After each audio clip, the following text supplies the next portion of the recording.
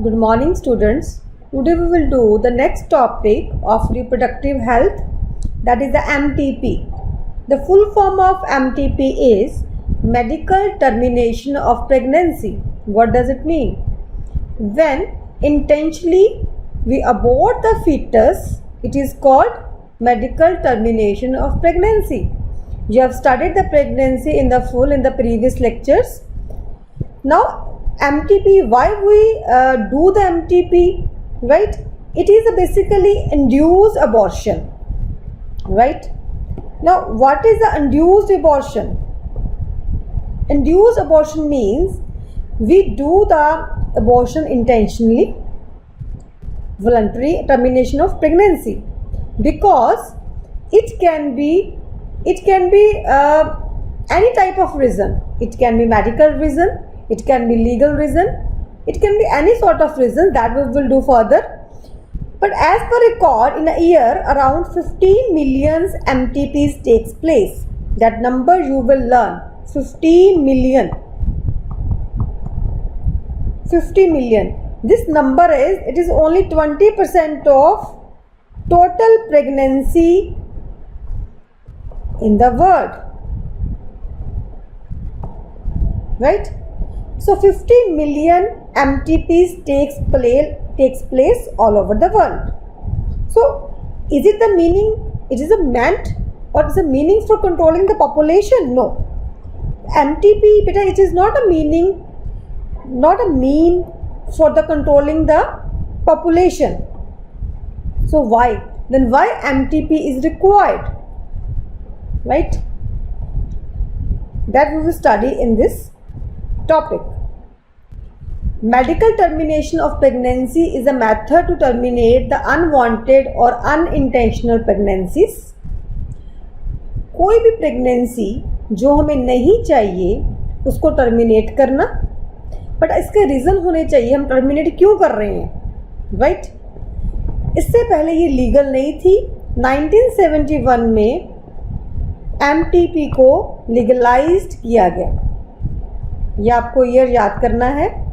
1971 में MTP was legalized, right? So from the emotional, ethical, religious, social point of view, MTP is considered as unethical and still a debatable topic. इस पर debate होती है कि MTP होनी चाहिए कि नहीं होनी चाहिए, प्रेगनेंसी को अबॉर्ट करना चाहिए कि नहीं. अब इसमें कई इश्यूज इन्वॉल्व, इमोशनल भी इन्वॉल्व है, एथिकल है, रिलीजियस है और सोशल है. पर हमें देखना पड़ेगा कि इसका रीज़न क्या है, why the mother is going for the MTP. ये हमें देखना पड़ेगा, right? Medical termination of pregnancy act 1971 is an effort of the Indian government to get rid of unwanted pregnancy legally without any misuse. अब बेटा देखो, government ने ये rule क्यों बनाया है MTP का? गवर्नमेंट ने रूल इसलिए बनाया है क्यों कि there are many cases where we required the MTP. जहाँ पे हमें MTP चाहिए, यहाँ पे हमें इंटेंशनली और इंड्यूस्ड अबॉर्शन की नीड है, राइट? क्यों? May be it is a unwanted pregnancy, कि हमारे करियर के बीच में आ रही है, हमारा जो बेबी आ जाएगा, अभी पेरेंट्स नहीं चाहते वो उस बेबी को, मे बी ये भी रीज़न हो सकता है. Second reason can be rape cases. किसी का रेप हो गया है और वो प्रेग्नेंट हो गए हैं, उसको भी अबॉर्ट करना बनता है, राइट? Third, ectopic pregnancy.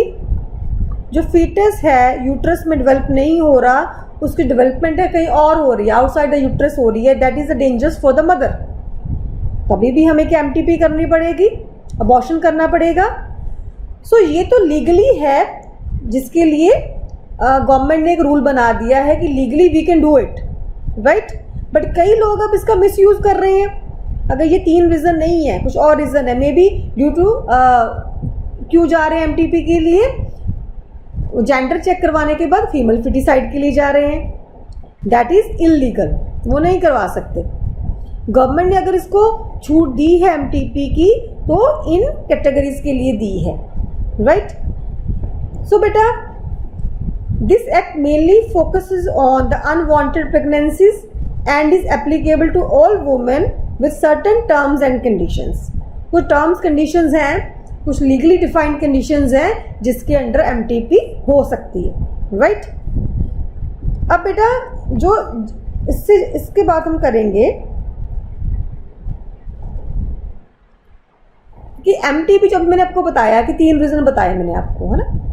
सो और क्या कंडीशंस हैं टू अवॉइड अनवांटेड प्रेगनेंसी, जिसमें अभी आपको बताया हैपेंड बाय अनसेफ इंटरकोर्स और रेप्स और contraceptive failure.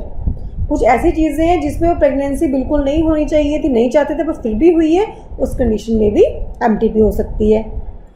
To terminate a pregnancy when it is fatal to both mother and the baby, जब मदर की जान को और बच्चे की जान को खतरा है तो भी क्या हो सकता है, MTP करवाई जा सकती है, राइट।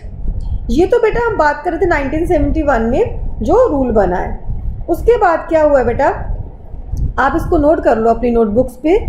एक नया लॉ आया है MTP amendment act, MTP amendment act 2017, right. What is this MTP Amendment Act 2017? Is very very important, paper में आ भी सकता है आपको। According to this act, जो MTP है वो कब कब हो सकती है? It can be in the first trimester, that is from 1 to 3rd month, right? A first trimester में means till 12 week, ये कहा जाता है till 12 week relatively मदर की जान को खतरा कम है, relatively मदर सेफ है, इस टाइम MTP की जा सकती है। बट जब 1st to 3rd मंथ तक करनी है उस टाइम भी हमें 1 मेडिकल प्रैक्टिशनर की सलाह जरूरी है। कई बार नीट पे ये क्वेश्चन आया हुआ है, आता है। अगर पहले ट्राइमेस्टर में MTP करनी है तो भी एक डॉक्टर की कंसल्टेशन चाहिए, एक डॉक्टर की सलाह से ही वो हो सकता है, राइट। अब इसमें करते क्या है बेटा, फर्स्ट ट्राइमेस्टर में, in the first trimester there are medicines, many medicines which are called MT pills, which are called MT pills. MT pills दी जाती हैं। MT pills में बेसिकली बेटा RU486 नाम का केमिकल होता है, राइट। अब ये तो केमिकल है। अब इस केमिकल में अगर हम देखा जाए तो होता क्या है, जो मेडिसिन्स डॉक्टर देते हैं बेसिकली वो मेडिसिन्स हैं आप mifepristone,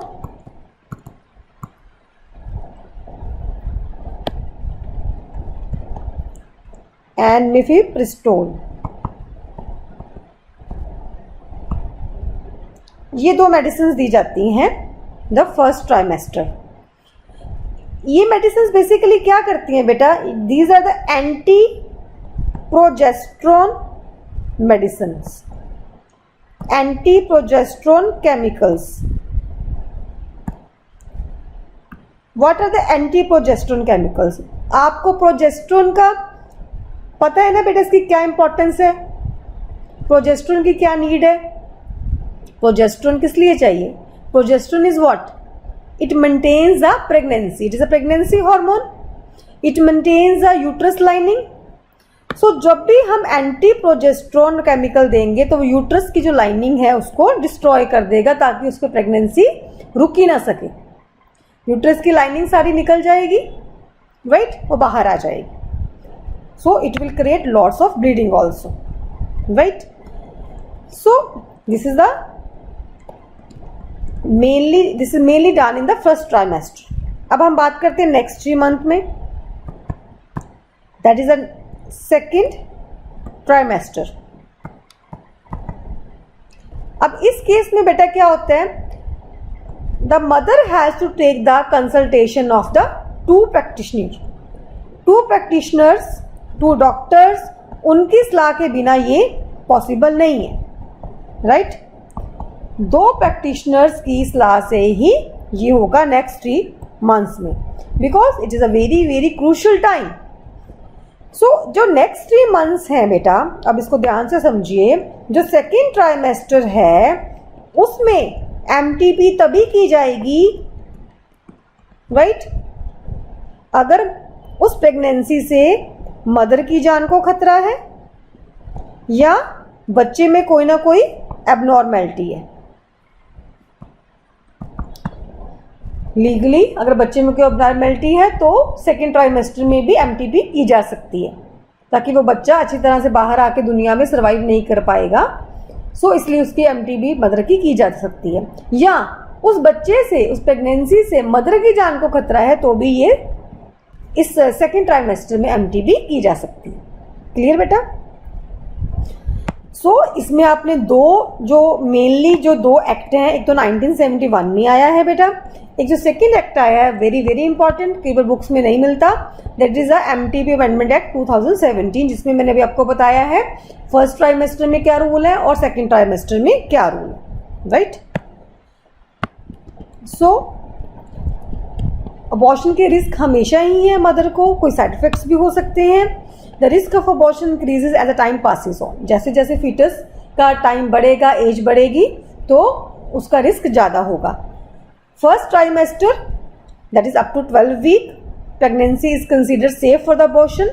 as a woman enters the second trimester risk factor में increase and can even be fatal to the mother, right. ये अभी आपने करा है, तो सिर्फ 2 कंडीशन में ही कर सकते हैं, किस लिए, जब मदर की जान को खतरा है या बच्चे में एबनॉर्मेलिटी है, right. Miss use of amniocentesis, जब हम टेस्ट करते हैं बच्चे के MTP के लिए, हम कई बार इसलिए भी करते हैं टू चेक द जेंडर, अगर जेंडर में अगर फीमेल है तो उसको फिर उसकी तरफ से MTP की जाती है। कई इस तरह से इलीगल हो रहे हैं, बट गवर्नमेंट की तरफ से ये टोटली बैन हम नहीं कर सकते। अगर कोई डॉक्टर या कोई भी इसको करता है या प्रिस्क्राइब करता है तो उसके लिए बहुत ही, it is a heinous crime, तो उसके लिए बहुत ही स्ट्रिक्ट रूल्स हैं गवर्नमेंट की तरफ से। The worst part of MTP is that majority of them are performed illegally by unqualified frauds. Moreover, there are few evil practices related to the reproduction still prevalent in our society, which majorly includes female feticide. For this purpose, misuse of amniocentesis test is also taking place. तो इस तरह से इन चीज़ों को हमने रोकना है, this ethically it is not right. So to stop this crime, a legal ban has been put on the amniocentesis test. Sex termination is not allowed of the unborn kid by analyzing the chromosomal content of the amniotic fluid surrounding the fetus. हमारी country में इसकी permission नहीं है, right. सो बेटा हमने mainly MTP में क्या करा है कि what is the meaning of MTP, medical termination of pregnancy है, ये क्या है, इंड्यूस अबॉर्शन है, इंटेंशनली किया जाता है। दुनिया में अराउंड 50 मिलियन MTP होते हैं पूरे साल में, राइट। ये पॉपुलेशन को कंट्रोल करने का मेथड नहीं है बेटा, ये किस लिए है, कुछ रूल्स हैं, कुछ लीगल लॉज, कुछ रूल्स हैं जिसके अंडर ही ये MTP की जा सकती है, राइट। अनवांटेड अनइंटेंशनल प्रेगनेंसी है, इसीलिए इसको किया जाता है। 1971 में लॉ बन के लीगलाइज हो गया है ये, और उसके बाद कब किया जाता है, अनवांटेड प्रेगनेंसी है, रेप केसेस है, एक्टोपिक प्रेगनेंसी है, तब की जाती है। 1971 में बेटा MTP एक्ट आ गया है। सो मेनली हमने अब ये करा कि ये इनको किस कंडीशंस में ही हम कर सकते हैं। फिर अभी हमने बेटा करा है अमेंडमेंट एक्ट, 2017 में आया है MTP अमेंडमेंट एक्ट। ये आपको कई बार शॉर्ट क्वेश्चंस में पूछा जाता है, what is MTP amendment act 2017, वो मैंने अभी आपको बताया। उसमें फर्स्ट ट्राइमेस्टर में क्या रूल है, सेकेंड ट्राइमेस्टर में क्या रूल है। So this is a very easy topic, I hope आपको समझ आ गया होगा बेटा। अब आप इसके सबके क्या बना लेने बेटा, अपने इसके नोट्स बना लेने हैं और मेरे को सेंड कर देने हैं, राइट। थैंक यू बेटा।